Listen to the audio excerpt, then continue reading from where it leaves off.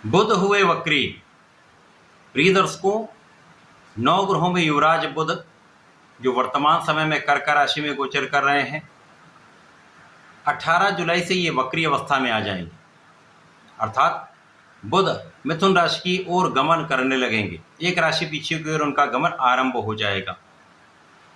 क्योंकि चंद्रमा की राशि कर्क राशि है, चंद्रमा और बुध का मित्रवत संबंध नहीं है, इसी कारण से इस समय में बुध का एक अच्छा प्रभाव प्राप्त नहीं हो पा रहा है।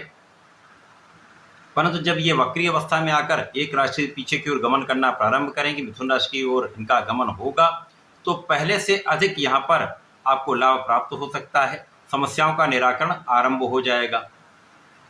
क्योंकि बुध क्विक रिस्पॉन्स प्लैनेट है, अपना संपूर्ण प्रभाव अतिशीघ्र प्रदान कर देते हैं। तो इस जगत में कोई भी ऐसा कार्य क्षेत्र नहीं जहाँ पर बुध का प्रभाव नहीं होता है। अब बुध जब वक्री हो जाएंगे तो कुछ विशेष योग बनाएंगे। इसके साथ ही साथ वक्री बुध के साथ सूर्य का योग भी बन रहा है, क्योंकि सूर्यदेव कर्क राशि में 16 जुलाई से गोचर करना आरंभ कर चुके हैं। इसके कारण कर्क राशि में सूर्य और वक्री बुध का महायोग बन जाएगा, जो समस्त राशि के जातकों के लिए कुछ विशेष लाभ की स्थिति बनाने वाला है, विशेष संयोजन यहाँ पर प्रदान करने वाला है।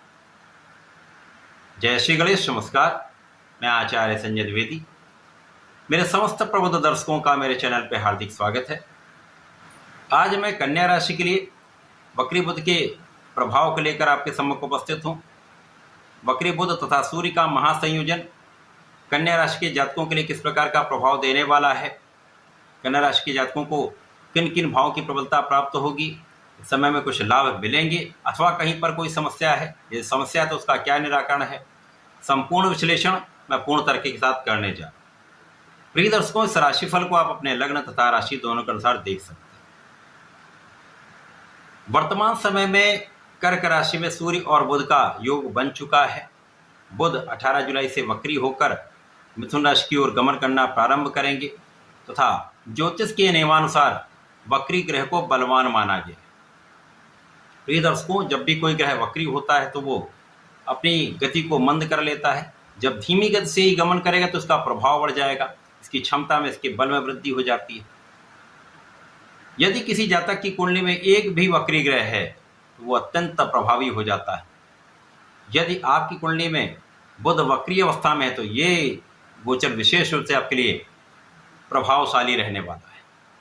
बुध इस जगत के समस्त कार्य क्षेत्रों को निर्धारित करते हैं, चाहे वो बुद्धि का कोई भी कार्य हो, गणनाओं का कोई भी कार्य हो, कला क्षेत्र का कोई भी कार्य हो, किसी प्रकार का कोई भी व्यापार है, शिक्षा का कार्य है, गणित का कार्य है, वाणिज्य से संबंधित कार्य है, ये समस्त कार्य क्षेत्र बुध के कार्यकत्व में आते हैं। तो बुध के बिना तो कोई कार्य क्षेत्र संभव ही नहीं। अब बुध जब अपनी राशि की ओर गमन करना प्रारंभ कर लेंगे, मिथुन राशि की ओर आएंगे, तो निश्चित रूप से उस भाव को भी प्रभावित करेंगे तथा सूर्य और बुध का कर्क राशि में प्रभाव कुछ विशिष्ट स्थिति बनाने वाला है। कन्या राशि के लिए ये एकादश भाव में हो रहा है। एकादश भाव कुंडली का एकमात्र ऐसा भाव जहाँ पर समस्त ग्रह एक अच्छा प्रभाव देते हैं, चाहे वो नकारात्मक ग्रह ही क्यों ना। तो इस समय में निश्चित रूप से आपके ज्ञान और शिक्षा का भाव अत्यंत प्रबल रहने वाला है। ज्ञान शिक्षा में आपको सफलता अवश्य प्राप्त होगी, क्योंकि बुद्धि बल श्रेष्ठ होगा, आपका आत्मबल बहुत अच्छा होगा, आपके सोचने का ढंग अत्यंत सकारात्मक होगा। जब आप सकारात्मक सोचते हैं और विवेकशील कार्य करते हैं तो निश्चित रूप से आपको सफलता भी मिलती है, चाहे वो आपकी पढ़ाई का क्षेत्र हो, नौकरी के क्षेत्र हो, व्यापार हो या आपका अपना कोई प्रोफेशन, समस्त क्षेत्रों में प्रगति अवश्य होगी। इस समय में ज्ञान शिक्षा से विशेष लाभ आपको प्राप्त होता है, वाणी से विशेष लाभ आपको प्राप्त होता है, आपकी गणनाएं श्रेष्ठ रहने वाली हैं, जिनसे आपको आपके कार्य क्षेत्र में, आपके पढ़ाई क्षेत्र में विशेष लाभ प्राप्त होगा। इस समय में आपकी संतान अच्छी रहेगी, संतान सुख प्राप्त होगा, संतान का भी एक अच्छा समाचार आपको प्राप्त होगा। इस समय में आपका एकादश भाव अत्यंत प्रबल होगा, जो लाभ का भाव, इनकम का हाउस, तो इनकम में वृद्धि का योग बन जाएगा। अब कार्य क्षेत्र आपका प्रबल होने लगेगा। जब आपका कार्य क्षेत्र प्रबल होने लगेगा, क्योंकि आपकी नेतृत्व की क्षमता विशिष्ट हो जाएगी, बुद्धि बल श्रेष्ठ है, आपकी गणनाएं बहुत अच्छी हैं, तो आप अपने कार्यक्षेत्र में सफल होंगे। कार्यक्षेत्र में आप सफल होंगे तो धन का विशेष लाभ आपको प्राप्त होगा। तो लाभ वृद्धि 100% है। यहाँ पर आपकी इच्छा की पूर्ति भी हो सकती है। जो जब तक पढ़ाई कर रहे हैं वो पढ़ाई में सफलता की इच्छा की पूर्ति कर सकते हैं, या जो लोग अपने कार्य क्षेत्र में वहाँ पर धन की प्राप्ति की इच्छा पूर्ण हो सकती है। तो यहाँ पर इच्छा पूर्ति का समय है। इस समय में कार्य क्षेत्र में विशिष्टता आ जाएगी, क्योंकि आप अपनी योग्यता के अनुसार अपना सर्वश्रेष्ठ कार्य करने वाले, आप बहुत फोकस्ड रहने वाले। अब आपका यहाँ पर आत्मबल जब श्रेष्ठ होता है तो बहुत कुछ चीज़ें अपने आप नियंत्रित हो जाती हैं। इस समय में लगन भी प्रबल होगी, विचार जो आएंगे वो सकारात्मक आएंगे, तो आप अपनी ऊर्जा का सही दिशा में उपयोग कर पाएंगे। जब आप अपनी ऊर्जा का सही उपयोग करते हैं तो उस क्षेत्र में सफलता अवश्य प्राप्त होगी। इस समय में लोगों का सहयोग भी मिलता है, विशेष रूप से पिता का साथ, पिता का मार्गदर्शन प्राप्त होता है, आशीर्वाद प्राप्त होता है।